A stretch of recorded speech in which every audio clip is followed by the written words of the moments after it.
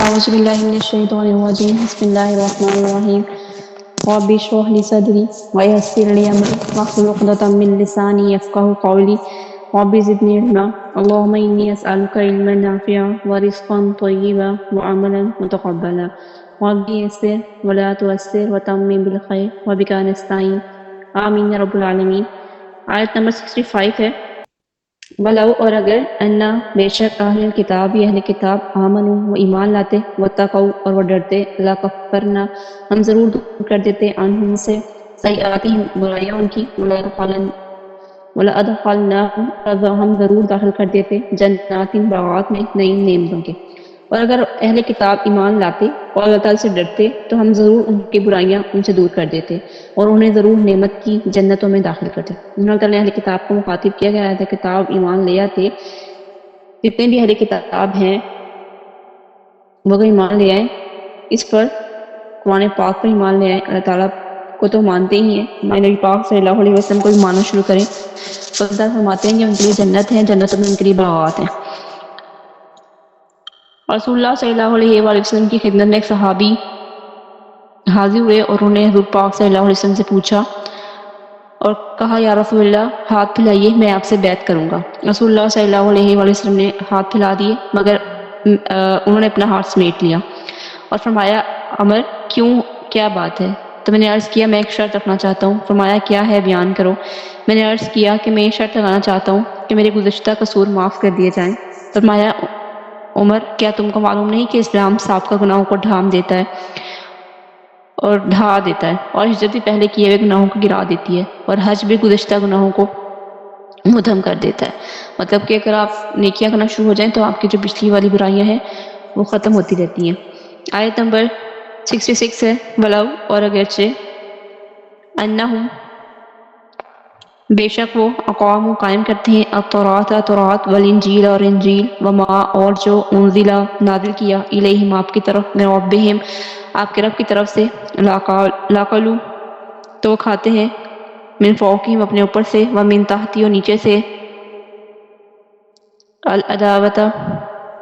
ومن تحتی اور نیچے سے ارجلہم اپنے قدموں کے منہم ان میں سے امتون ایک گروہ ہے مقتصدن درمیانی روش پر وکثیرن بہت زیادہ لوگ منہم ان میں سے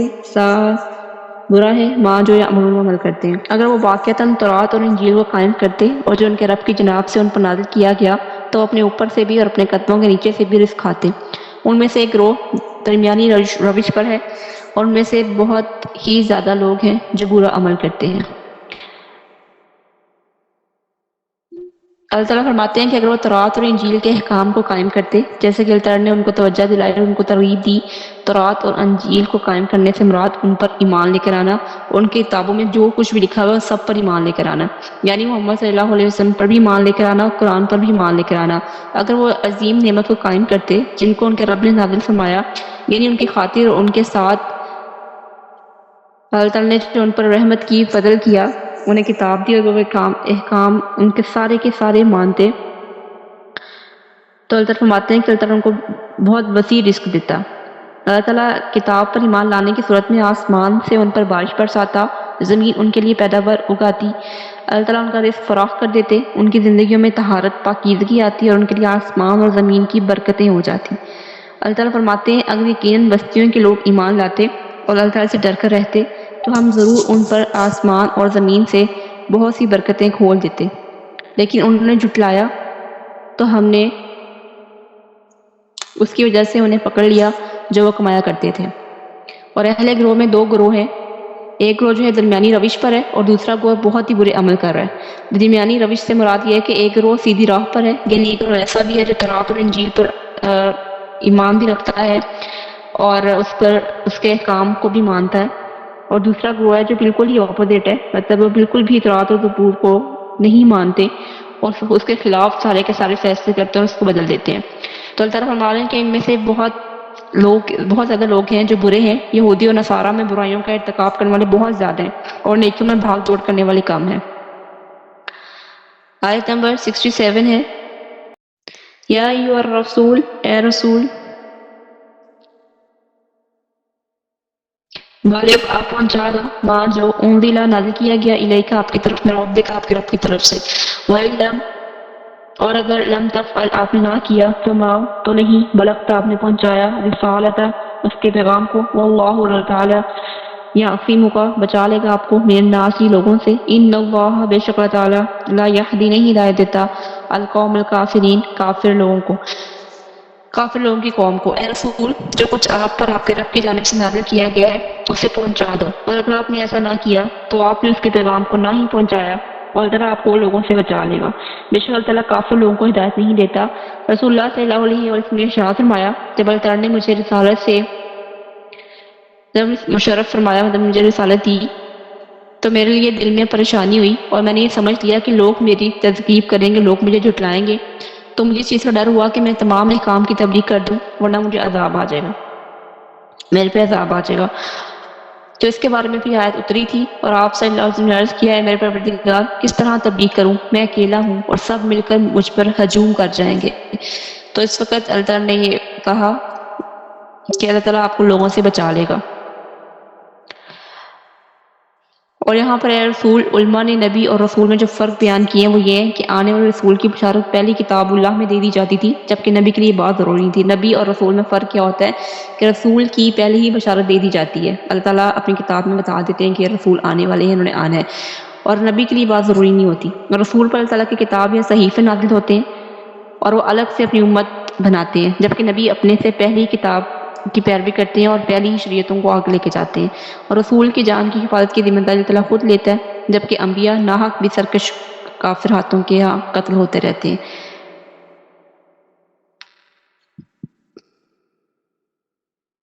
रसूलुल्लाह सल्लल्लाहु अलैहि वसल्लम भी अल्लाह ताला के काम को पूरी तरह पहुंचा दिया और आप सल्लल्लाहु अलैहि वसल्लम ने लोगों को दावत दी कि उनको बुरे अंजाम से डराया उनको ईमान लाने पे अच्छे काम की खुशखबरी दी और बुरे काम से करने से और बुरे काम पर वईद भी सुनाई उनके लिए आसानियाँ भी पैदा की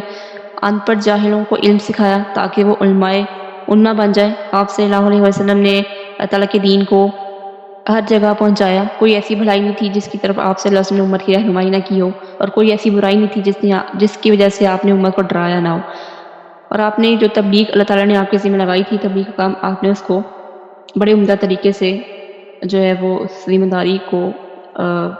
पूरा किया सैयदा आयशा रज़ी अल्लाह तआला अन्हा कहती हैं कि जो शख्स तुम में से कहता है कि अल्लाह ताला ने रसूल सल्लल्लाहु अलैहि वसल्लम पर जो कुछ नाज़िल किया था इसमें से आप सल्लल्लाहु अलैहि वसल्लम ने कुछ छुपा लिया था तो वो झूठा है अल्लाह ताला ने खुद फरमाया कि पैगंबर जो कुछ आप पर आपके परवरदिगार की तरफ से नाज़िल हुआ है ये सब आप लोगों तक पहुंचा दें सैयदना इब्न अब्दुल्ला बिन अब्बास रज़ी अल्लाह अन्हु बहुत बड़े रावी थे रिवायत करते हैं कि 10वीं तारीख को रसूलुल्लाह सल्लल्लाहु अलैहि वसल्लम ने मीना में खुतबा दिया खुतबे में आप सल्लल्लाहु अलैहि वसल्लम ने पूछा ए लोगो आज कौन सा दिन है लोग बोले ये हुर्मत का दिन है आप सल्लल्लाहु अलैहि वसल्लम ने फिर पूछा और ये शहर कौन सा है लोगों ने कहा ये हुर्मत का शहर है आप सल्लल्लाहु अलैहि वसल्लम ने फरमाया ये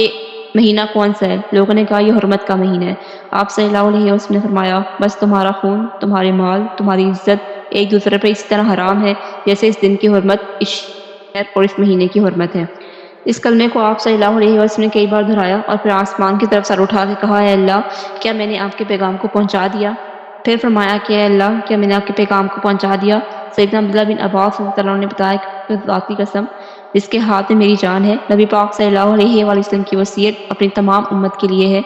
हाजिर और जाने वाले गायब और नावाकिफ लोगों को अल्लाह का पैगाम पहुंचा दे आप सल्लल्लाहु अलैहि वसल्लम ने फरमाया देखो मेरे बाद एक दूसरे की गर्दन मार के काफिर न बन जाना सैयदा आयशा रज़ी अल्लाह तआला अन्हा बयान करती हैं कि अगर रसूलुल्लाह सल्लल्लाहु अलैहि वसल्लम ने किसी आयत को छुपाना ही होता तो वो इस आयत को छुपा लेते और तू अपने दिल में वो बात छुपाता था जिसे अल्लाह ज़ाहिर करने वाला था और तू लोगों से डरता था हालांकि अल्लाह ज़्यादा हकदार है कि तू उससे डरे सैयदना अब्दुल्ला बिन मसूद रज़ी अल्लाह तआला अन्हु बयान करते हैं कि रसूलुल्लाह सल्लल्लाहु अलैहि वसल्लम ने हमें खुतबे में इरशाद फरमाया आप एक चमड़े का खैमा से पीठ लगाए हुए थे आप सल्लल्लाहु अलैहि वसल्लम ने फरमाया खबरदार हो जाओ जन्नत में कोई दाखिल नहीं होगा सिवाय उस मुसलमान शख्स के ए अल्लाह क्या मैंने तेरा पैगाम पहुंचा दिया ए अल्लाह गवाह रह कि मैंने तेरा पैगाम पहुंचा दिया कि मुसलमान के अलावा कोई शख्स भी चाहे वो किसी भी मजहब ताल्लुक रखता हो وہ جنت میں نہیں جا سکتا، صرف مسلمان ہی جنت میں جا سکتے ہیں۔ یہ بات کرنے کے بعد حضور پاک صلی اللہ علیہ وسلم نے 2 دفعہ فرمایا کہ اللہ تو گواہ رہ کہ میں نے تیرا پیغام پہنچا دیا۔ سیدنا عبداللہ بن عباس رضی اللہ تعالیٰ عنہ بیان کرتے ہیں کہ رسول اللہ صلی اللہ علیہ وآلہ وسلم اپنے اس مرض میں جس میں آپ صلی اللہ علیہ وسلم کی وفات ہوئی، اپنے گھر کا پردہ ہٹایا۔ آپ صلی اللہ علیہ وآلہ وسلم کے سر پہ پٹی بندھی ہوئی تھی۔ کچھ ہدایات دینے کے بعد آپ صلی اللہ علیہ وآلہ وسلم نے فرمایا، یا اللہ کیا میں نے تیرا پیغام نہیں پہنچا دیا؟ یہ جملہ آپ نے 3 دفعہ فرمایا، اور اللہ تعالیٰ آپ کو لوگوں سے بچا لے گا۔ اللہ تعالیٰ کی طرف سے آپ رسول اللہ صلی اللہ علیہ وسلم کی حمایت اور لوگوں میں سے آپ صلی اللہ علیہ وسلم کی حفاظت کا وعدہ اللہ تعالیٰ نے کیا۔ آپ صلی اللہ علیہ وسلم کے لیے مناسب یہی ہے کہ آپ تعلیم اور تبلیغ پر توجہ رکھیں، مخلوق کا خوف نہ کریں، کیونکہ مخلوق کی پیشانی اللہ تعالیٰ کے ہاتھ میں ہے، اور اس نے آپ صلی اللہ علیہ وسلم کی حفاظت کا ذمہ خود لے رکھا ہے، اور آپ صلی اللہ علیہ وسلم کی ذمہ داری ہے صرف پہنچا دینا۔ جو کوئی ہدایت حاصل کرتا ہے تو اپنے لیے ہی کرتا ہے۔ سیدہ عائشہ رضی اللہ تعالیٰ عنہ بیان کرتی ہیں کہ نبی کریم صلی اللہ علیہ وآلہ وسلم کے لیے پہرے کا انتظام کیا جاتا تھا، مطلب کہ گھر کے باہر پہرا دیا جاتا تھا، سیکیورٹی گارڈ ہوتے تھے۔ جب یہ آیت اتری نا واللہ یعصمکم من الناس کہ اللہ تعالیٰ تجھے لوگوں سے بچائے گا، تو آپ صلی اللہ علیہ وآلہ وسلم نے قبے سے سر نکال کر فرمایا، لوگوں تم چلے جاؤ، اللہ تعالیٰ مجھے دشمن سے بچا لے گا۔ ابھی ابن حاتم میں ہے کہ جب نبی پاک صلی اللہ علیہ وسلم نے بنو نجار سے غزوہ کیا، ذات الرقاع کھجور کے باغ میں آپ صلی اللہ علیہ وسلم ایک کنویں میں پیر لٹکائے بیٹھے تھے، تو بنو نجار کے ایک وارث اسلامی شخص نے کہا، دیکھو میں محمد کو قتل کرتا ہوں۔ لوگوں نے کہا کیسے؟ کہا میں کسی ہیلے سے بہانے سے آپ صلی اللہ علیہ وسلم کی تلوار لے لوں گا اور پھر ایک ہی وار کر کے پار کر دوں گا۔ یہ آپ صلی اللہ علیہ وسلم کے پاس آیا اور ادھر ادھر کی باتیں بنا کر آپ صلی اللہ علیہ وسلم سے تلوار دیکھنے کو مانگی۔ آپ صلی اللہ علیہ وسلم نے اسے دے دی، لیکن تلوار آتے ہی اس پر اس بلا کا لردہ چڑھا کہ آخر تلوار سنبھل نہ سکی اور ہاتھ سے گر پڑی، اور آپ صلی اللہ علیہ وسلم نے فرمایا، تیرے اور تیرے بد ارادے کے درمیان اللہ تعالیٰ حائل ہو گیا تھا۔ ایسے ایسے اللہ تعالیٰ نے حضرت پاک صلی اللہ علیہ وسلم کی حفاظت فرمائی کہ دشمن تلوار لے کے کھڑے ہوتے تھے سامنے، لیکن اللہ تعالیٰ پھر بھی ان سے بچا لیتے تھے۔ آپ صلی اللہ علیہ وسلم کے شروع سے ہی آپ کے چچا ابو طالب کے ذریعے حفاظت کروائی، جو قریش کے مانے میں سردار تھے۔ ابو طالب کے مرنے کے بعد مشرکین نے کچھ اذیتیں پہنچائیں، لیکن اللہ تعالیٰ نے سارے مدینہ کو آپ صلی اللہ علیہ وآلہ وسلم کی حفاظت کے لیے تیار کر دیا، جنہوں نے آپ کو ہر طرح کی مدد کی اور اپنی جانوں پر کھیل کے آپ کی حفاظت کی۔ اہل کتاب یا مشرکین میں سے جب بھی کسی نے آپ صلی اللہ علیہ وسلم کو نقصان پہنچانا چاہا تو اللہ تعالیٰ نے ان کی چالوں کا ناکام بنا دیا۔ یہودیوں نے جادو کیا تو اللہ تعالیٰ نے طاؤس جو 3 کل ہیں وہ بطور علاج نازل فرما دی۔ خیبر کے یہودیوں نے جب گوشت میں زہر ڈال کر کھلانا چاہا تو بدریہ وہی اللہ تعالیٰ نے آپ کو خبر کر دی اور ان کے شر سے بچا لیا۔ ایک بار ابو جہل نے کہا، محمد صلی اللہ علیہ وسلم آپ حضرات کے روبرو اپنا چہرہ خاک آلودہ کر لیتے ہیں؟ جواب دیا گیا ہاں۔ اس نے کہا، لات اور عزیٰ کی قسم، یہ بتوں کے نام تھے، لات اور عزیٰ کی قسم اگر میں نے اس حالت میں اسے دیکھ لیا تو اس کی گردن رون دوں گا اور جس کا چہرہ مٹی پر رگڑ دوں گا۔ اس کے بعد اس نے رسول پاک صلی اللہ علیہ وسلم کو نماز پڑھتے ہوئے دیکھ لیا اور اس دام میں کہ چلا کہ آپ صلی اللہ علیہ وسلم کی گردن رون دے گا، مطلب اس نیت سے آ رہا تھا کہ آپ صلی اللہ علیہ وسلم کی گردن کو رون دے گا، لیکن لوگوں نے اچانک کیا دیکھا کہ وہ ایڑی کے بل پلٹ رہا ہے اور دونوں ہاتھ سے اپنا بچاؤ کر رہا ہے۔ لوگوں نے کہا، ابو الحکم تمہیں کیا ہوا؟ اس نے کہا، میرے اور اس کے درمیان آنکھ کی خندق ہے، ہول ناکیں ہیں اور پر ہیں، یعنی میرے لیے ممکن نہیں ہے کہ میں محمد رسول اللہ صلی اللہ علیہ وآلہ وسلم تک پہنچ سکوں۔ رسول اللہ صلی اللہ علیہ وآلہ وسلم نے فرمایا، اگر وہ ابو جہل میرے قریب آتا تو فرشتے اس کا ایک ایک عضو اچک کے لے جاتے۔ اللہ تعالیٰ نے ایسے ایسے اپنے نبی کو بچایا۔ ایک بار ابو جہل نے کہا قریش کے لوگوں سے، آپ دیکھتے ہیں کہ محمد صلی اللہ علیہ وسلم ہمارے دین کی عیب چینی، ہمارے اباء و اجداد کی بدگوئی، ہماری عقلوں کی تخفیف، ہمارے معبودوں کو ذلیل کرتے ہیں، ان سے باز نہیں آتے، اور میں اللہ تعالیٰ سے عہد کر رہا ہوں کہ ایک بہت بھاری اور بمشکل اٹھنے والا پتھر لے کے بیٹھوں گا، اور جب وہ سجدہ کرے گا تو میں اس کا جو ہے نا پتھر سے اس کا سر کچل دوں گا۔ پہلے اس نے یہ کہا ابو جہل نے، وہ بہت ہی بڑا دشمن تھا اور بہت طاقتور بھی تھا۔ پہلے اس نے کہا کہ جب یہ نماز پڑھ رہے ہوں گے، کیونکہ نماز پڑھ جو اتنے صحابہ ان کا اسٹرانگ اتنا ایمان تھا، اتنے طاقتور ہوتے تھے کہ نارمل جتنے بھی دشمن آ جائیں وہ کچھ بگاڑ نہیں سکتے تھے، تو اس لیے جب بھی نماز پڑھ ہوتے تھے نا، یہ مشرکین مکہ جتنے بھی ہیں، یہ کافر جتنے بھی ہیں، یہ بدلے تبھی لیا کرتے تھے جب مسلمان نماز پڑھا کرتے تھے،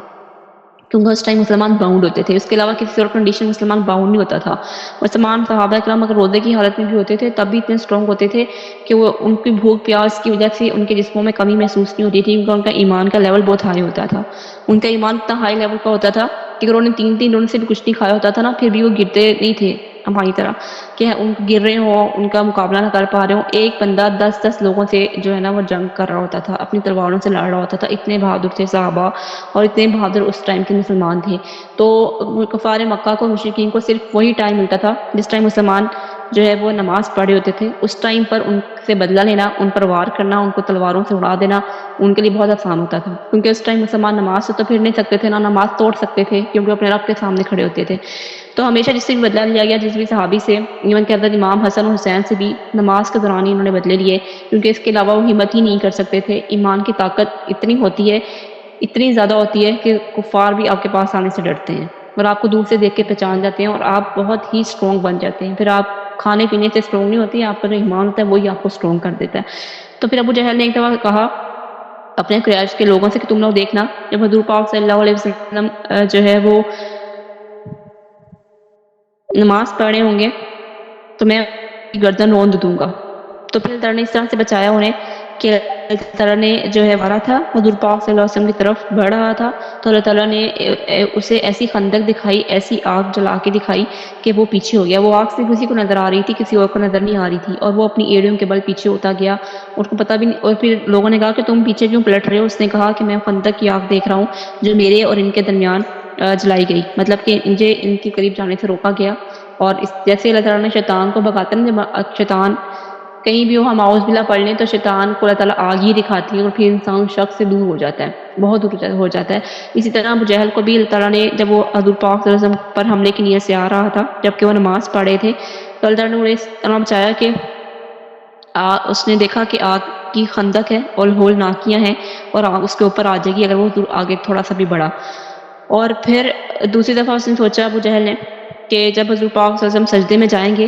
تو میں ایک بہت بھاری پتھر لے کر آؤں گا اور ان کے سر پہ مار دوں گا, ان کا سر کچل دوں گا. اور بنی عبد المناف بھی اس کے بعد جو چیز چاہے کریں, مطلب کہ وہ جس طرح سے بدلہ لینا چاہیں وہ اس کی بات کریں, لیکن شروعات میں کروں گا اور میں ان کا سر کچل دوں گا. اور لوگوں نے کہا نہیں, اللہ کی قسم ہم تمہیں کبھی کسی معاملے میں بے یار و مددگار نہیں چھوڑ سکتے, تم جو کرنا چاہتے ہو کر گزرو. صبح ہوئی تو ابو جہل ویسے ہی پتھر لے کر آیا اور حضور پاک صلی اللہ علیہ وسلم کے انتظار میں بیٹھ گیا کہ جیسے حضور پاک صلی اللہ علیہ وسلم ان کا سر مبارک جو ہے نا وہ کچل دوں. اور پھر اللہ تعالیٰ نے کیسے بچایا, جب رسول اللہ صلی اللہ علیہ وسلم تشریف لائے اور کھڑے ہو کے نماز پڑھنے لگے, قریش بھی اپنی اپنی مجلسوں میں آ چکے تھے, کیونکہ اس ٹائم پہ مسجد میں کوئی بھی جا سکتا تھا. وہاں پر یہ نہیں ہوتا تھا کہ صرف صحابہ کرام مسجد میں جائیں گے یا صرف مسلمان ہی جائیں گے, وہاں منافقین بھی آتے تھے, مشرکین مکہ بھی آتے تھے, سارے ہی وہاں پر آیا کرتے تھے مسجدوں میں.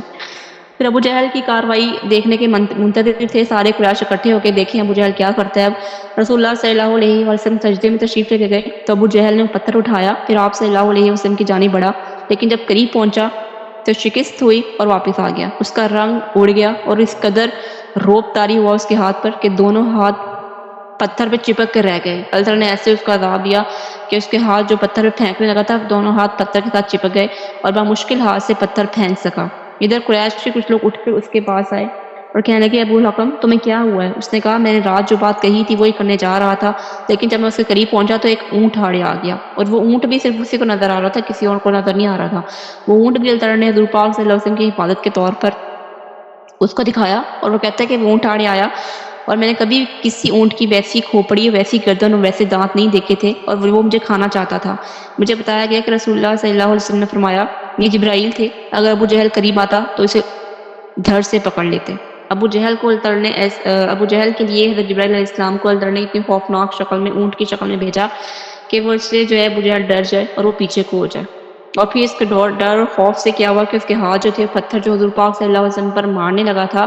وہ بھی تب جب وہ سجدے میں تھے, اور جب وہ مارنے لگا تھا تو اس کے ہاتھ اس پتھر پہ چپک گئے, اور بہت مشکل سے بہت دیر بعد جا کے اس کے ہاتھ اس پتھر سے الگ ہوئے اور پھر جا کے پتھر سے جدا ہوا. تو اسی طرح سے اتنے سارے واقعات بیان کرنے کی بات یہ تھی, اس سب کے پیچھے واقعہ تھا جو اللہ تعالیٰ نے اس آیت میں بیان کیا کہ اللہ تعالیٰ آپ کو لوگوں سے بچا لے گا. یہ صرف اللہ تعالیٰ نے حضور پاک صلی اللہ علیہ وسلم سے نہیں کہا, یہ سب انسانوں, سب مسلمانوں اور سب ایمان والوں کو اللہ تعالیٰ نے یہ یقین دلایا ہے کہ جب آپ حق کے راستے پہ نکلتے ہیں, جب آپ لوگوں کو پیغام پہنچانے کے لیے نکلتے ہیں, تو آپ لوگوں کی سازشوں سے خوف نہ کریں, کیونکہ اللہ تعالیٰ آپ کو لوگوں سے بچا لے گا, اور باقی اللہ تعالیٰ بچاتا ہے. جب اللہ تعالیٰ کی طرف آپ رجوع کرتے ہیں, جب اللہ تعالیٰ کے لیے آپ کوئی بھی سٹیپ لیتے ہیں, جب اللہ تعالیٰ کی شریعت پہ عمل پیرا ہونا چاہتے ہیں, تو پھر لوگ اگر راستے میں آتے ہیں تو اللہ تعالیٰ آپ کو آپ کی لوگوں سے اس طرح ہی حفاظت کرتے ہیں کہ ہمیں پتہ بھی نہیں ہوتا اور معجزانہ طور پر ہماری حفاظت کی جا رہی ہوتی ہے۔ آیت نمبر 67 ہے، جو میں نے پہلے انگلش سینڈ کی ہوئی ہیں اس میں آیات پڑھی ہوئی ہیں، آپ وہاں سے بھی دیکھ سکتے ہیں۔ 68 ہے آیت نمبر۔ کل کہہ دیں یا اہل کتاب، اے اہل کتاب، تم نہیں ہو علا پر شیئن کسی چیز پر، حتیٰ یہاں تک کہ تقیم ہو تم قائم کرو تورات والانجیل اور انجیل وما اور جو انزل نازل کیا گیا الیکم تمہاری طرف من ربکم تمہارے رب کی طرف سے، ولا یزیدن اور ہم مزید کر دیں گے، زیادہ کر دیں گے یا بڑھا دیں گے،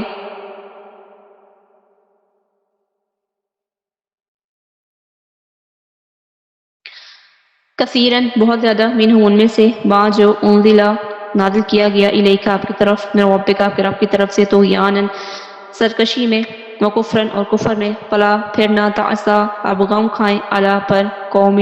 الکافرین کافروں کی۔ آپ کہہ دیں اہل کتاب تم کسی چیز پر نہیں ہو یہاں تک کہ تم تورات اور انجیل کو قائم کرو اور اس کی جو تمہاری جانب تمہارے پروردگار کی طرف سے نازل کیا گیا، اور وہ ضرور ان میں سے بہت سے لوگوں کی سرکشی اور کفر کو بڑھا دے گا جو آپ کے رب کی جناب سے آپ پر نازل کیا گیا، چنانچہ آپ کافر لوگوں پہ غم نہ کریں۔ یہ آیت نازل ہوئی تھی جب 3 لوگ تھے، وہ حضور پاک صلی اللہ علیہ وسلم کے پاس آئے اور کہنے لگے محمد صلی اللہ علیہ وسلم آپ کیا سمجھتے ہیں کہ آپ ابراہیم کی ملت اور اس کے دین پر ہیں، جو کتاب ہمارے پاس ہے اس پر ایمان رکھتے ہیں؟ آپ صلی اللہ علیہ وآلہ وسلم نے فرمایا ہاں، مگر تم نے نئی باتیں پیدا کر لی ہیں اور جو تمہاری کتاب میں ہے اس کا تم انکار کرتے ہو، اور جس چیز کا اللہ نے تمہیں حکم دیا ہے کہ اسے لوگوں کے سامنے بیان کرو تم اسے چھپاتے ہو۔ تو انہوں نے کہا جو ہمارے پاس ہے ہم اس پر عمل کرتے ہیں اور ہم ہدایت اور حق پر ہیں۔ تب اللہ تعالیٰ نے آیت نازل فرمائی کہ اہل کتاب تم کسی راہ پر بھی نہیں ہو، تمہارا کوئی دین و ایمان نہیں ہے، تم کسی نہ مذہب پر رکھتے ہو، نہ تمہارا کوئی سیدھا رستہ ہے، نہ تم عمل پر ہو، نہ تم حق پر ہو، اور نہ ہی تم اس پر ہو کہ تم ان کے احکامات جو بھی اس میں بیان کیے گئے ہیں تورات میں انجیل میں، تو تم کسی بھی احکامات کو فالو نہیں کرتے، تم کسی چیز پر بھی نہیں ہو۔ اور پھر اللہ نے فرمایا حضور پاک صلی اللہ علیہ وسلم سے کہ آپ کافر لوگوں پر غم نہ کریں، آپ غم نہ کھائیں کیونکہ انہوں نے اپنا راستہ خود انتخاب کیا ہے، اور آپ صلی اللہ علیہ وسلم کا کام ہے صرف پہنچا دینا، ان کے عمل کی ذمہ داری آپ پر نہیں ہے، ان کا ایمان نہ لانا آپ کو غمگین نہ کرے۔ آیت نمبر 69 ہے، ان الذین بے شک جو لوگ آمنوا ایمان لائے، والذین اور جو ہادو یہودی ہوئے، والصابین اور صابی ہوئے، والنصارى اور عیسائی ہوئے، من جو آمنا ایمان لائے باللہ اللہ تعالیٰ پر، وبالیوم الآخری اور آخرت کے دن پر، وعملا اور عمل کرے صالحا نیک، فلا پھر نہ خوف ہوگا علیہم ان پر، ولا اور نہ ہم وہ یحزنون غمگین ہوں گے۔ یقیناً جو لوگ ایمان لائے اور جو یہودی بن گئے اور صابی اور عیسائی، اور جو شخص بھی ان میں سے اللہ تعالیٰ پر اور آخر کے دن پر ایمان لائے گا اور نیک عمل کرے گا تو ان پر نہ خوف ہوگا اور نہ وہ غمگین ہوں گے۔ کسی بھی شخص کی نجات کا دار و مدار صرف اور صرف دین پر ہے، شریعت پر ہے، اللہ تعالیٰ کے حکم پر ہے۔ ہر شخص گمراہ ہے، ہر شخص جو ہے وہ نافرمان ہے، اور ہر شخص خسارے میں ہے سوائے ان لوگوں کے جو نیک عمل کرتے ہیں اور جو سیدھے رستے پہ چلتے ہیں،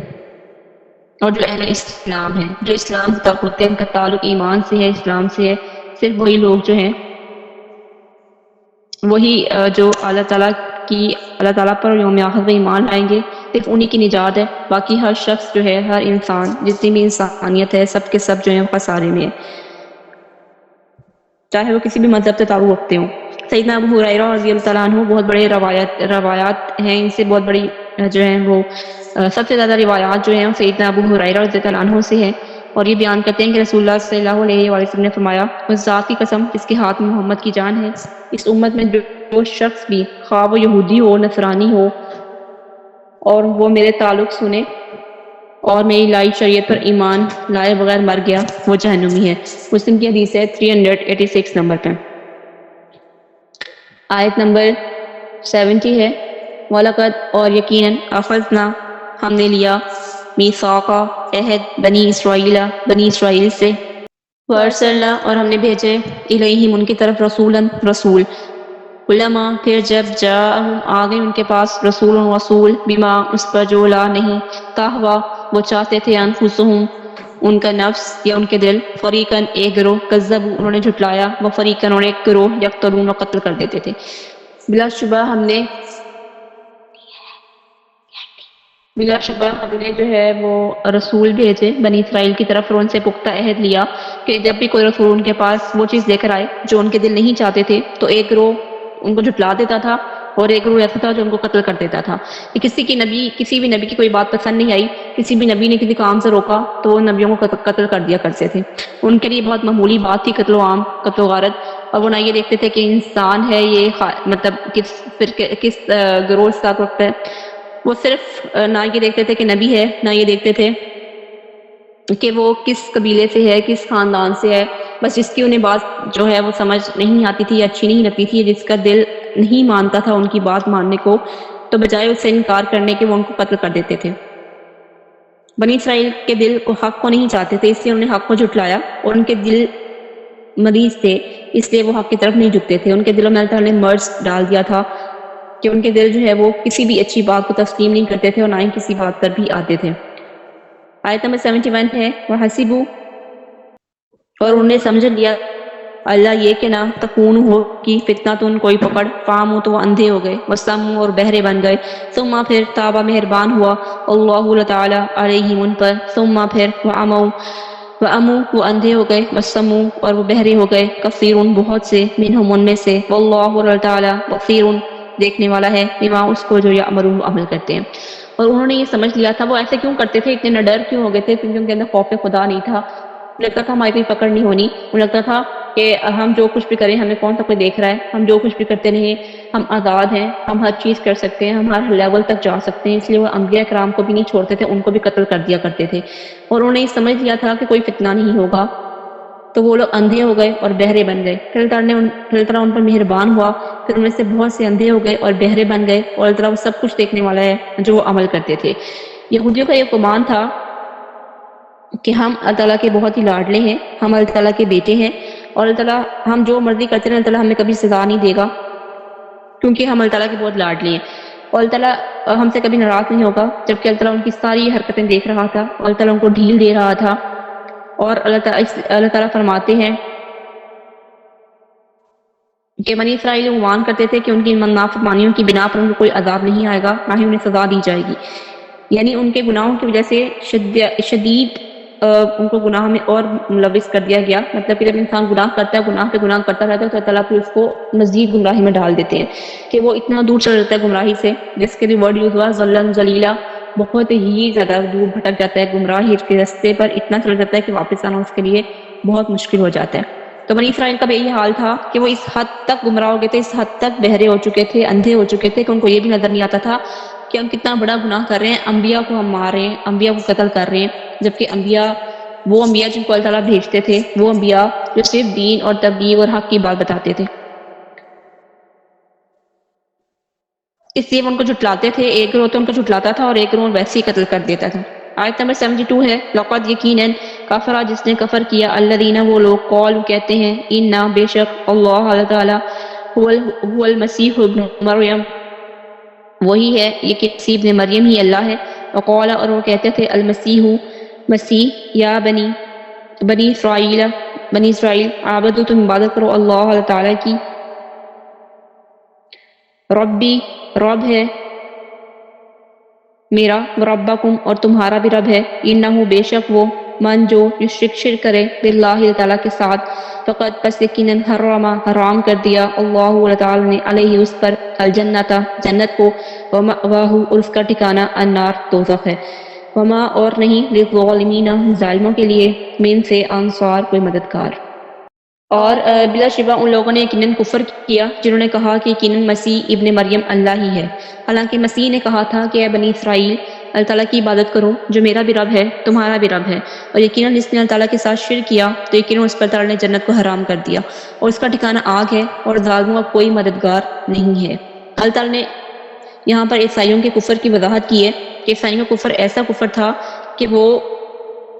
جھٹلاتے تو تھے ہی، لیکن وہ اللہ تعالیٰ پر بھی بہتان لگانے شروع ہو گئے، اللہ تعالیٰ کو ماں کا درجہ بھی دے دیا، باپ کا درجہ بھی دے دیا اور اولاد کا درجہ بھی دے دیا، حالانکہ اللہ تعالیٰ ہر چیز سے پاک ہے، ماں باپ اولاد سے پاک ہے، اور اتنا زیادہ شرک کیا اتنا زیادہ شرک کیا کہ اللہ تعالیٰ سورۃ المریم میں فرماتے ہیں کہ یقیناً مسیح عیسیٰ علیہ السلام کے بارے میں جو آیت آتی ہے کہ وہ یہ کہتے ہیں، وہ خود یہ کہہ رہے ہیں، وہ نبی ہو کر وہ خود یہ بات کر رہے ہیں، جن کو یہ خود اللہ تعالیٰ سمجھ رہے ہیں، وہ خود یہ بات کرتے ہیں کہ اے بنی اسرائیل اللہ کی عبادت کرو، جو میرا بھی رب ہے تمہارا بھی رب ہے۔ لیکن اس کے باوجود بھی وہ نبیوں کو جھٹلانا ان کی عادت میں فطرتاً شامل تھا، اس لیے وہ نبی کو جھٹلا رہے تھے کہ نہیں آپ نبی نہیں ہیں بلکہ آپ ہی ہمارے رب ہیں اور آپ ہی ہمارا سب کچھ ہیں۔ اور وہ جو ہے وہ جبکہ یہ لوگوں کو دعوت کی تبلیغ دے رہے ہیں کہ میں اللہ کا طرف سے بھیجا ہوا رسول ہوں، میں اس کا بندہ ہوں، وہ میرا بھی رب ہے تمہارا بھی رب ہے، اور یقیناً میں اللہ تعالیٰ کا بندہ ہوں، اس نے مجھے کتاب دی ہے، مجھے نبی بنایا ہے۔ اور پھر حضرت عیسیٰ علیہ السلام فرما رہے ہیں اللہ تعالیٰ میرا بھی رب ہے تمہارا بھی رب ہے، تم اس کی عبادت کرو، یہی سیدھا رستہ ہے۔ اس کے باوجود بھی انہوں نے نبیوں کو جھٹلایا اور ان کی بات بھی جھٹلائی اور حضرت عیسیٰ علیہ السلام کو اللہ کا درجہ دے دیا، اور ایک گروہ تھا جس نے عیسیٰ علیہ السلام کو اللہ کا بیٹا تسلیم کر لیا، اور ایک گروہ تھا عیسائیوں میں سے جس نے اللہ تعالیٰ کی جو ہے بیوی کو، حضرت مریم کو اللہ تعالیٰ کی بیوی کنسیڈر کر لیا، نعوذ باللہ۔ اتنا بڑا شرک کیا، اتنا بڑا شرک کیا تو اللہ تعالیٰ فرماتے ہیں کہ ان کے شرک کے سبب ان پہ جنت حرام کر دی گئی۔ بلکہ شرک کی بہت ساری ٹائپس ہیں، یہ بھی شرک کی ٹائپ ہے، اور کسی کو اللہ تعالیٰ کے ساتھ شریک ٹھہرا دینا، کسی کو اللہ تعالیٰ سے منسوخ کر دینا، اور یہ بھی شرک ہے کہ کسی اور کی عبادت کرنا، اور یہ بھی شرک ہے کہ اللہ تعالیٰ کو جو حق دینا تھا وہ حق کسی اور کو دے دینا۔ تو بہت ساری شرک کی ٹائپس ہیں، کچھ میجر ہیں کچھ مائنر ہیں، لیکن ساری شرک میں ہی آتی ہے۔ شرک سب کا ایک ہی گناہ کنسیڈر ہوتا ہے، چاہے وہ چھوٹا ہو یا بڑے لیول پر کر رہے ہوں۔ اللہ تعالیٰ ہمیں شرک سے بچائے، اور جس کو یہ لگے کہ وہ شرک پر ہے، یا جس کو یہ لگے کہ وہ شرک کر چکا ہے، یا جس کو یہ لگے کہ وہ شرک جو ہے وہ کہیں کہیں اس کی لائف میں کہیں نہ کہیں پایا جاتا ہے، تو اس کو چاہیے کہ وہ کثرت سے جو ہے وہ چھٹا کلمہ پڑھے۔ جو چھٹا کلمہ ہے نا وہ آپ کو شرک سے بچاتا ہے اور اللہ تعالیٰ ہی کا آپ کو بنا کے رکھتا ہے۔ آیت نمبر 73 ہے لقد یقیناً کفر کفر کیا الذین جن لوگوں نے قالوا انہوں نے کہا ان اللہ بے شک اللہ تعالیٰ ثالث تیسرا ہے ثلاثت تین میں سے، وما حالانکہ نہیں من الہ کوئی معبود الا مگر الہ معبود ہے واحد ایک ہی، وَإِنْ اور اگر لم ينتہوا نہ وہ باز آئے اما اس سے جو یقولون وہ کہتے ہیں لا یمسنا ضرور پہنچے گا انہیں الذین ان لوگوں کو کفروا جنہوں نے کفر کیا منہم ان میں سے عذاب علیم دردناک۔ اللہ تعالیٰ نے یہاں پہ شرک کو جو ہے وہ قرار دیا ہے کفر کے اس میں اللہ تعالیٰ نے یہاں شرک کو جو ٹھہرایا کفر کے ساتھ کہ ظاہر جو شرک کرتے ہیں وہ کافر ہی ہوتے ہیں اور کفر ہی کرتے ہیں، تو یقیناً ان لوگوں نے کفر کیا جنہوں نے کہا کہ اللہ تعالیٰ تین میں سے تیسرا ہے، حالانکہ اللہ ایک ہی معبود ہے، اس کے سوا کوئی معبود نہیں۔ اور اگر وہ اس بات سے باز نہ آئے جو وہ کہتے ہیں، یہ عیسائیوں کی بات ہو رہی ہے کہ اگر وہ اس بات سے باز نہ آئے جو وہ کہتے ہیں، تو ان لوگوں میں سے جنہوں نے کفر کیا انہیں ضرور دردناک عذاب پہنچے گا۔ اللہ تعالیٰ تین میں سے تیسرا ہے، یہاں کافروں سے مراد عیسائی ہیں جنہوں نے اپنی نادانی سے مسیح عیسیٰ علیہ السلام کو ابن مریم کو اللہ تعالیٰ کا بیٹا اور تین معبودوں میں سے تیسرا معبود قرار دیا۔ تین معبود مطلب پہلے معبود تو حضرت عیسیٰ علیہ السلام کو، دوسرا ان کی ماں کو بھی، اور تیسرا اللہ تعالیٰ کو بھی، تو تینوں کو اکٹھا ایک لیول دے دیا اور تینوں کو رب مان لیا۔ جس ثابت ہوا کہ عیسائیوں کے تینوں فرقے ہیں، مطلب اس طرح سے ان کے فرقے بٹے ہوئے ہیں۔ ایک فرقہ جو بھی پہلے بات ہوئی ہے کہ ایک فرقہ وہ ہے جو کہتا ہے کہ عیسیٰ علیہ السلام اللہ تعالیٰ کے بیٹے ہیں، دوسرا فرقہ یہ کہتا ہے کہ عیسیٰ علیہ السلام ہی رب ہیں، تیسرا فرقہ یہ کہتا ہے کہ حضرت مریم علیہ السلام جو اللہ تعالیٰ کی بیوی ہیں۔ تو اس طرح تینوں ہی کو کنسیڈر کر دیا رب کے طور پر اور تین معبود بنا لیے۔ اور ایک اور فرقہ ہے جو وہ کہتا ہے کہ باپ، بیٹا اور روح القدس یعنی عیسیٰ علیہ السلام اور ماں، یہ تینوں مل کر ایک ہی معبود ہیں۔ اللہ تعالیٰ نے ایسا عقیدہ رکھنے والوں کو کافر ٹھہرایا اور کہا کہ معبود تو صرف ایک ہی ہے، اللہ۔ اللہ تعالیٰ کہتے ہیں کہ اگر یہ باز نہ آئے اپنے ایسے کفر کرنے سے، اگر یہ باز نہیں آتے تو ان پر ایسا عذاب دردناک مسلط ہوگا اور پھر اپنا کوئی بھی مددگار نہیں پائیں گے۔ آیت نمبر 74 ہے افلا کیا نہیں یتوبون توبہ کرتے وہ اللہ تعالیٰ کی طرف، ویستغفرونہ اور وہ اس کی بخشش مانگتے، واللہ اللہ تعالیٰ غفور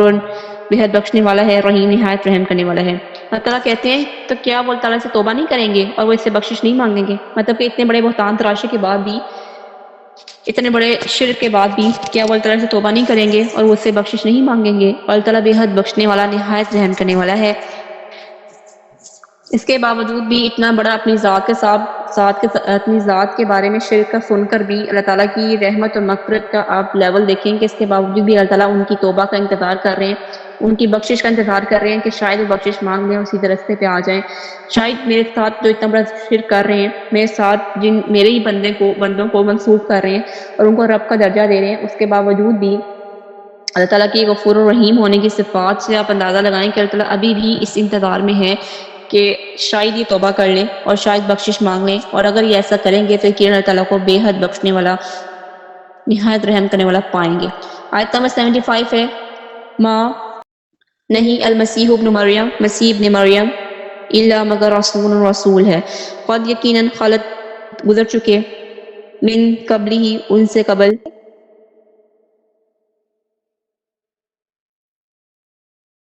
الرسول رسول، و امہ اور اس کی ماں صدیقتن صدیقہ تھی، کانا وہ دونوں تھے، یا قلانی دونوں کھاتے تھے، اطعاما کھانا، انظر آپ دیکھیں کیفا کیسے نبیونو ہم کھول کر بیان کر رہے ہیں، لہم ان کے لیے الآیات نشانیاں،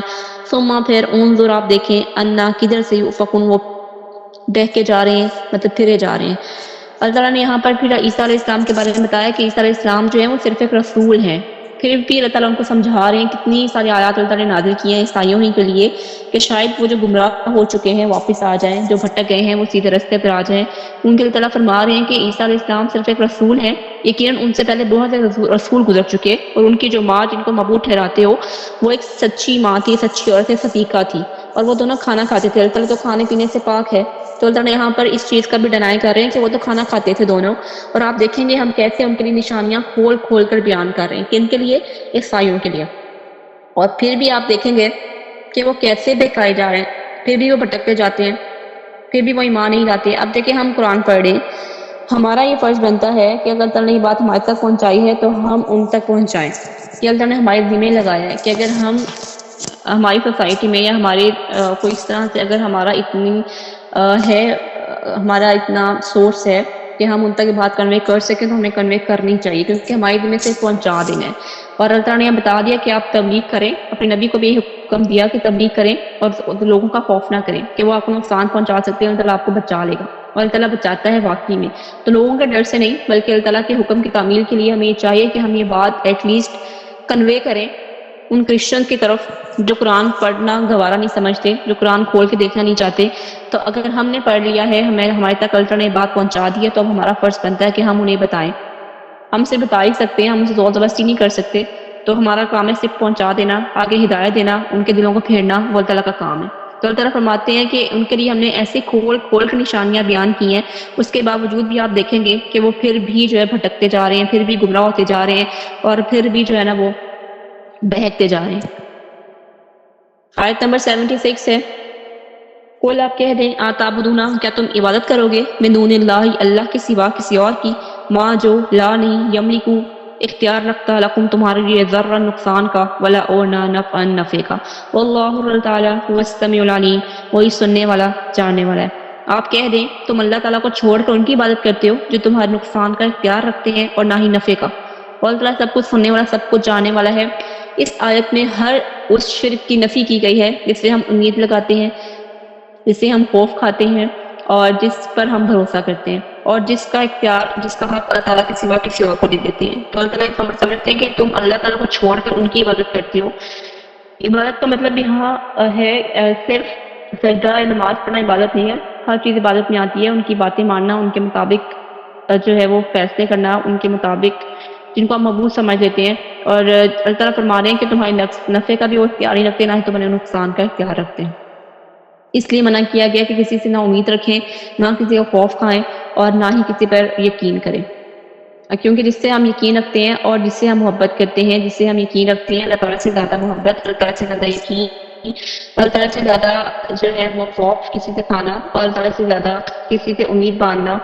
یہ ساری چیزیں شرک میں آتی ہیں۔ اور اللہ تعالیٰ نے یہاں اس آیت میں چیز کو کلیئر کر دیا ہے کہ تم اللہ تعالیٰ کو چھوڑ کر کسی اور کے پاس جاؤ گے، کسی اور کا معبود بناؤ گے، کسی اور کی عبادت کرو گے، کسی اور کی طرف جھکو گے، کسی اور کا سہارا لو گے، تو وہ تمہارے کچھ بھی اختیار نہیں رکھتے، نہ تم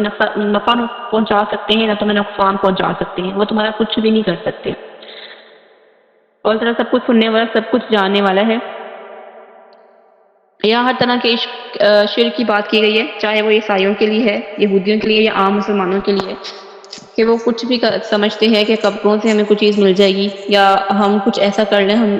تو ہم نفع سے بچ سکتے ہیں، نفع حاصل کر سکتے ہیں، نقصان حاصل کر سکتے ہیں۔ تو کوئی چیز بھی ہمیں نفع نقصان نہیں پہنچا سکتی، کیونکہ ہر چیز اللہ تعالیٰ کے اختیار میں ہے۔ ابھی ہم نے 2 واقعے پڑھے ابو جہل کے بھی، کہ ابو جہل نے کتنی کوشش کی حضور پاک صلی اللہ علیہ وسلم کو نقصان پہنچانے کی، ایون اس کے ہاتھ میں پتھر تھا اور وہ پاس بھی کھڑا ہوا ہے، لیکن اس کے باوجود نقصان نہیں پہنچا سکا۔ اسی طرح ایک دوسرا شخص جو حضور پاک صلی اللہ علیہ وسلم کو قتل کی نیت سے آیا تھا، اس کے ہاتھ میں تلوار تھی،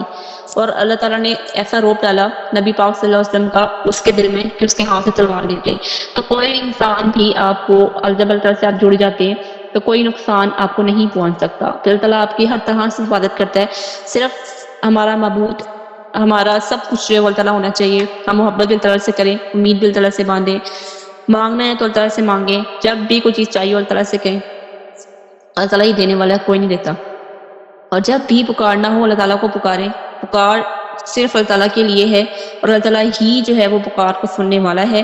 اور اللہ تعالیٰ ہی جو ہے نا وہ ہماری مدد کرنے والا ہے۔ ورنہ آپ کسی کو بھی پکار کے دیکھ لیں، جب تک اللہ تعالیٰ کی مدد نہیں آئے گی وہ کام نہیں ہوگا۔ اور اگر کسی اور کو پکارنے سے وہ کام ہو جائے تو یہ بہت ہی بڑی ہمارے لیے جو ہے نا وہ عبرت کی بات ہونی چاہیے کہ اللہ تعالیٰ نے ہمیں اس در کا محتاج کر دیا، اس انسان کا محتاج کر دیا، اس چیز کا محتاج کر دیا، کہ ہم اللہ تعالیٰ کو چھوڑ کے جب کسی اور کے پاس جاتے ہیں کچھ لینے کے لیے، کچھ دینے کے لیے، کچھ مانگنے کے لیے جاتے ہیں، تو اللہ تعالیٰ پھر ہمیں اسی کے در کا محتاج کر دیتا ہے، اب تم ادھر ہی مانگتے رہو، اور پھر انسان اسی سے ہی مانگتا رہتا ہے اور اسی سے ہی نفع حاصل کرتا رہتا ہے، اور اللہ تعالیٰ اسی کے پاس جو ہے اس کا سب کچھ رکھ دیتے ہیں، اور اللہ تعالیٰ اس کو اپنے تک آنے ہی نہیں دیتے۔ تو یہ بہت بڑی ایک سزا ملتی ہے انسان کو جب وہ اللہ تعالیٰ کو چھوڑ کے کسی اور کے پاس جاتا ہے،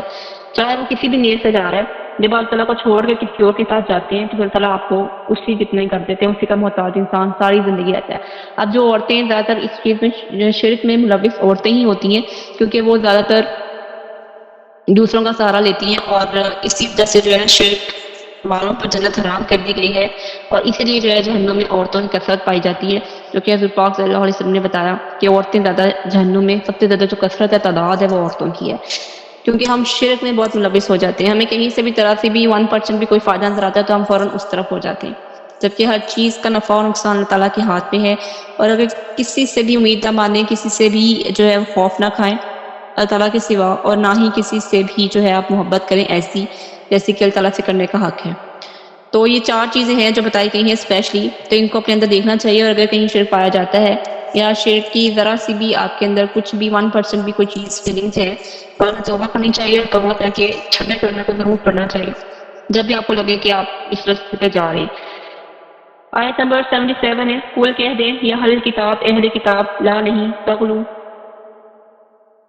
تم حد سے بڑھو، فی دینکم اپنے دین میں، غیر الحق کی نا حق، ولا اور نہ تتبعوا تم پیروی کرو، اہواء اس کی قوم کی، قد جو ذلوا گمراہ ہوئے، من سے قبل تم سے پہلے، وضلوا اور گمراہ ہوئے، کثیرن بہت سے، وضلوا اور گمراہ ہوئے، ان سواء السبیل سیدھے رستے سے۔ آپ کہہ دیں اہل کتاب اپنے دین میں نہ حد سے نہ بڑھو، اور اس قوم کی خواہشات کے پیچھے نہ چلو جو اس سے پہلے یقیناً گمراہ ہو چکے، اور بہت سو کو انہوں نے گمراہ کر دیا اور وہ بھی سیدھے رستے سے گمراہ ہو گئے۔ یہاں پہ اللہ نے بات کی ہے اپنے دین میں حق سے نہ بڑھو، یہ سب کے لیے ہے، مطلب یہ اہل کتاب، ہم بھی اہل کتاب بھی ہیں کیونکہ اللہ نے ہمیں قرآن پاک دی ہے، تو یہاں پر ہماری بھی بات ہو رہی ہے کہ اپنے دین میں نئے طریقے نہ نکالو، اپنے دین میں حد سے نہ بڑھو، اپنے سے ہی کوئی نئی چیزیں ایڈ نہ کرو، اور اپنے سے ہی دین کو نہ اتنا سخت کرو، اور نہ ہی اتنی دین میں جو ہے وہ نرمی رکھو، جو چیز اللہ تعالیٰ نے دی ہے اس کو ویسے ہی آگے بتاؤ۔ غلو کا مطلب ہوتا ہے کہ اپنے سے نئے کام بتانا، دین میں جو ہے نئی باتیں نکالنا، جسے بدعت کہا جاتا ہے۔ سیدنا ابن عباس رضی اللہ تعالیٰ عنہ سے روایت ہے، انہوں نے سیدنا عمر کو منبر پر یہ کہتے ہوئے سنا تھا کہ میں نبی کریم صلی اللہ علیہ وسلم نے سنا، آپ صلی اللہ علیہ وسلم نے فرمایا، مجھے میرے مرتبے سے زیادہ نہ بڑھاؤ، جیسے سیدنا عیسیٰ ابن مریم کو عیسائیوں نے ان کے مرتبے سے زیادہ بڑھا دیا۔ میں تو صرف اللہ کا بندہ ہوں، اس لیے یہی کہا کرو میرے متعلق کہ میں اللہ کا بندہ اور اس کا رسول ہوں۔ صحیح بخاری کی حدیث ہے 3445 نمبر پہ۔ مطلب کہ ہمیں حضور پاک صلی اللہ علیہ وسلم کے بارے میں بھی یہ حکم ہے کہ ہم ان کو اللہ تعالیٰ کے لیول تک نہ لے کے جائیں، ہم ان کے بارے میں ایسی باتیں، ایسی نعتیں نہ پڑھیں جو اللہ تعالیٰ کی محبت تک پہنچ جائیں، اللہ تعالیٰ کے حق کو کراس کر دیں، اور اللہ تعالیٰ کا حق ہم حضور پاک صلی اللہ علیہ وسلم کو نہیں دے سکتے۔ باقاعدہ خود حضور پاک صلی اللہ علیہ وسلم نے فرمایا، جیسے عیسیٰ علیہ السلام نے فرمایا تھا اپنی قوم سے کہ اے میری قوم، مجھے اللہ کا بندہ ہی سمجھو، میں اللہ ہی کا بندہ ہوں اور میں اللہ ہی کی عبادت کرتا ہوں، تم بھی اللہ کی عبادت کرو. لیکن اس کے باوجود انہوں نے عیسیٰ علیہ السلام کو اس حد تک پہنچا دیا تھا کہ پہلے جو ہے ان کی شان میں اس طرح کی باتیں کی گئی کہ وہ باتیں جو ہے وہ شرکیہ تھی، اور وہ ان کو ڈائریکٹ اللہ تعالیٰ ہی سمجھ لیا، رب ہی سمجھ لیا، معبود بنا لیا.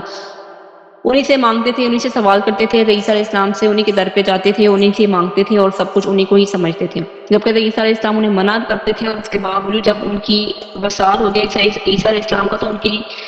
قبروں پہ جا کے بھی ان کے نام سے بھی تو ہر چیز اٹھتے بیٹھتے جو ہے وہ جس طرح سے کرتے ہیں. ہم سب کو پتہ ہے کہ کس طرح سے وہ عیسیٰ علیہ السلام کو کیا کچھ جو ہے وہ مانتے ہیں. تو انہوں نے اللہ تعالیٰ کا جو لیول تھا، جو اللہ تعالیٰ کا حق تھا، وہ عیسیٰ علیہ السلام کو دے دیا. اور اسی چیز سے ہمارے نبی پاک صلی اللہ علیہ وآلہ وسلم نے بھی منع کیا کہ میرے مرتبے کو اتنا مت بڑھانا، اتنا عیسیٰ علیہ السلام کے مرتبے کو عیسائیوں نے بڑھا دیا.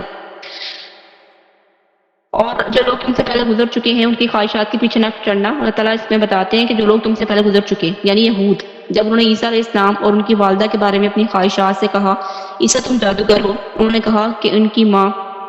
بدکار ہے. تو اللہ نے یہاں بتایا کہ نہیں، ان کی ماں جو ہے وہ صدیقہ تھی، سچی تھی اور بہت ہی نیک پرہیزگار خاتون تھی. تو اللہ تعالیٰ فرما رہے ہیں کہ وہ جیسے سیدھے راستے سے بھٹک گئے تھے، تم نہ بھٹکنا. آیت نمبر 78 ہے لوئینا، لعنت کی، الذین ان لوگوں پر کافر جنہوں نے کفر کیا، من بنی اسرائیل بنی اسرائیل سے، علی پر لسانی ان کی زبان کی وجہ سے، داؤد علیہ السلام، عیسیٰ ابن مریم عیسیٰ ابن مریم، ذالک یہ بیما اس وجہ سے، عصوا انہوں نے نافرمانی کی، وقانو اور وہ تھے، یعتدون حد سے گزر جانے والے. بنی اسرائیل میں سے ان لوگوں نے جنہوں نے کفر کیا اور داؤد اور عیسیٰ ابن مریم کی زبان سے لعنت کی گئی. یہ اس وجہ سے ہے کہ انہوں نے نافرمانی کی اور وہ حد سے گزر گئے. بنی اسرائیل پر ہر زبان سے لعنت کی گئی. موسیٰ علیہ السلام کے دور میں تورات میں لعنت بھیجی،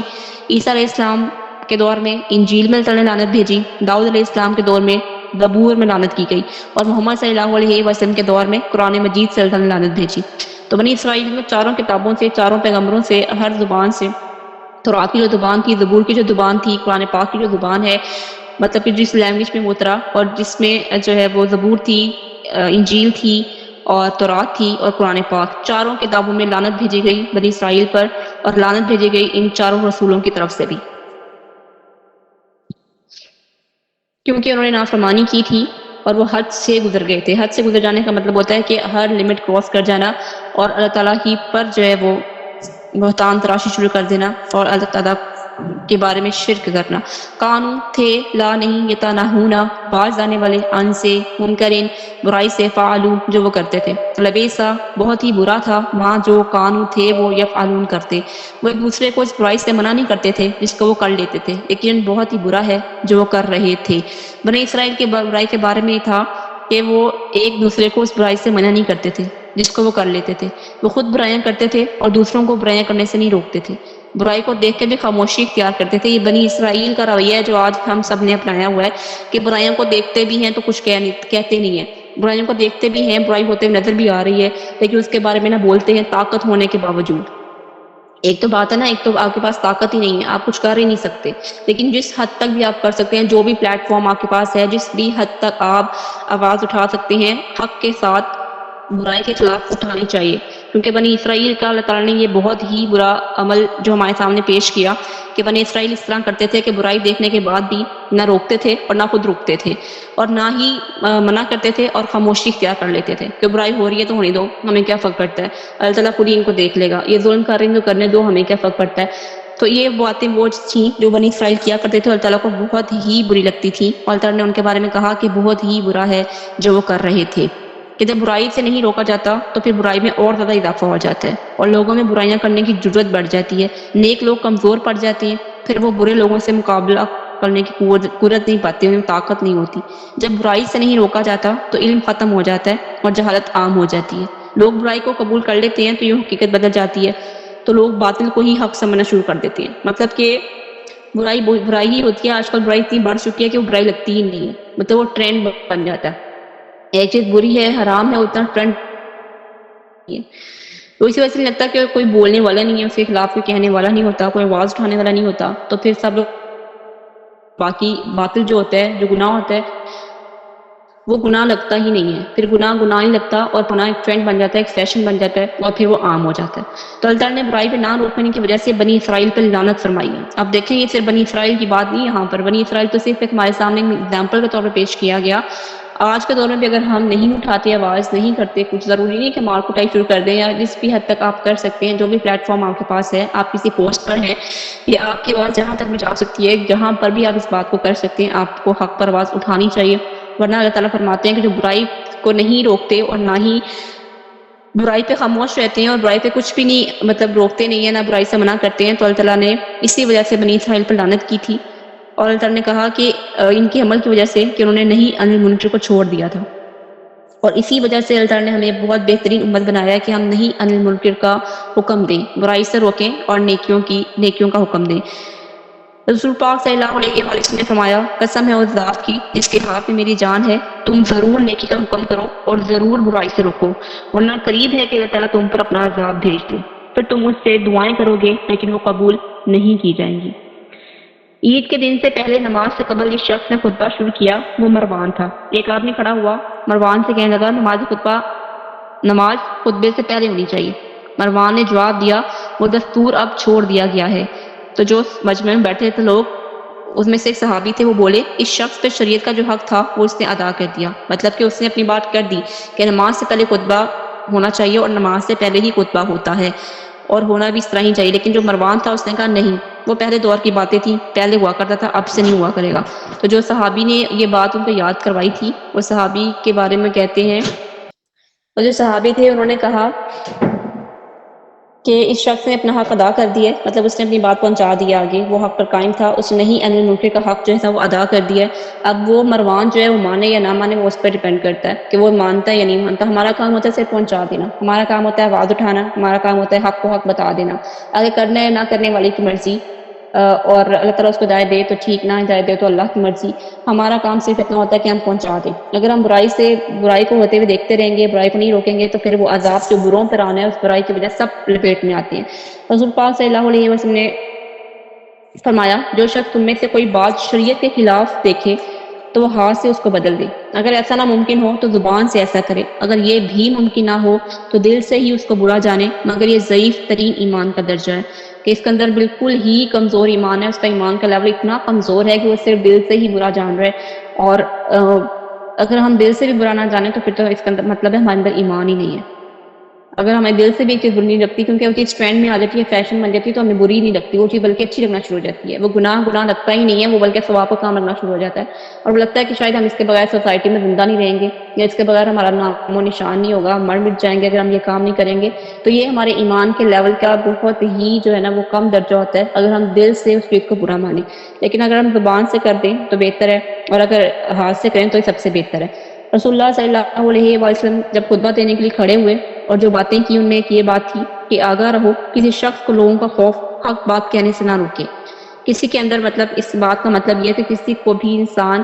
حق بات کہنے سے صرف اسی نہ روکے کہ لوگ کیا کہیں گے، اس کے دل میں لوگوں کا خوف نہ ہو جب وہ حق کو جانتا ہو۔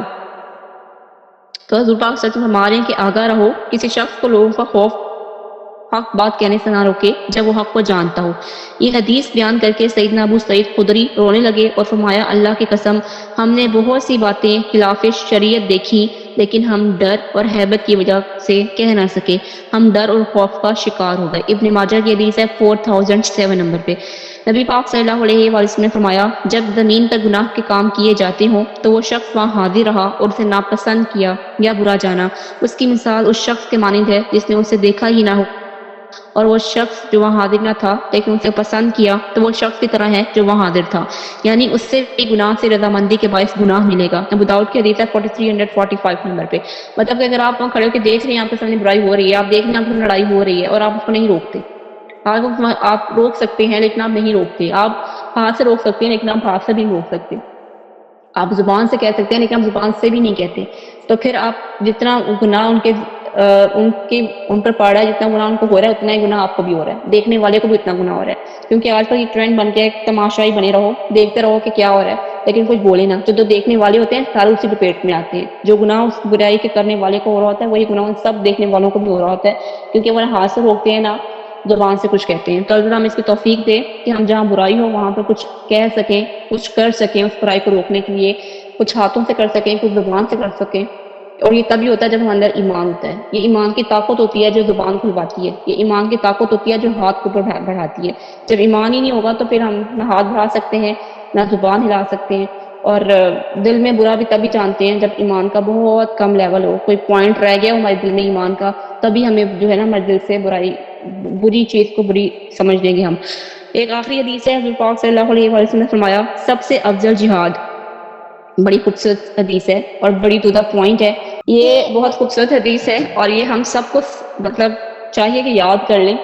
اس حدیث کے بارے میں. اور جس طرح کا آج کل کی ہماری سوسائٹی کا ایٹماسفیئر ہے، جس طرح کا ہمارے حالات ہیں اسپیشلی پاکستان کے، اس میں تو بہت ہی خوبصورت حدیث ہے اس کے حساب سے. رسول پاک صلی اللہ علیہ وسلم نے فرمایا سب سے افضل جہاد ظالم بادشاہ یا ظالم حاکم کے سامنے انصاف کی بات کرنا ہے. ابو داؤد کی حدیث ہے 4344 نمبر پہ. پھر سے سناتی ہوں کہ رسول پاک صلی اللہ علیہ وسلم نے فرمایا سب سے افضل جہاد ظالم بادشاہ یا ظالم حاکم کے پاس انصاف کی بات کرنا ہے. ابو داؤد کی حدیث ہے 4344 نمبر پہ. اللہ تعالیٰ ہم سب کو ہدایت دے، توفیق دے کہ ہم برائی کو ہوتے ہوئے دیکھیں تو اس کو روکیں، زبان سے روکیں. سب سے افضل درجہ ایمان کا، اگر ایمان اتنا نہیں ہے تو کم از کم ہاتھ سے روکیں. سب سے افضل درجہ ہے کہ ہاتھ سے روکیں. اگر ہاتھ ڈالنے کے بیچ میں ہمیں طاقت نہیں ہے، ہم کمزور ہیں، ہم نہیں ہاتھ سے روک سکتے، تو کم از کم زبان سے برا کہیں. اور اگر زبان سے بھی برا نہیں کہہ سکتے، اتنے ہی ڈرے ہوئے ہیں ہم لوگوں سے، تو کم از کم دل سے برا جانے کہ پتہ چلے کہ ہمارے اندر ایمان ہے. اللہ تعالیٰ ہم سب کو اس کی توفیق دے. اللہ تعالیٰ ہم سب کا ایمان کا لیول بڑھائے. اللہ تعالیٰ ہم سب کو ایمان اور تقویٰ کی بہترین حالتوں میں رکھے. اور اللہ تعالیٰ ہم سب کو بہترین حالت میں موت دے اور ہماری موت کے دن کو ہمارے لیے سب سے خوبصورت دن بنائے. آمین. سبحانک اللہم و بحمدک، نشہد ان لا الہ الا انت، نستغفرک و نتوب الیک. ربنا آتنا فی الدنیا حسنۃ وفی الآخرۃ حسنۃ وقنا عذاب النار وقنا عذاب القبر وقنا عذاب الحشر وقنا عذاب المیزان. آمین یا رب العالمین. السلام علیکم ورحمۃ اللہ وبرکاتہ.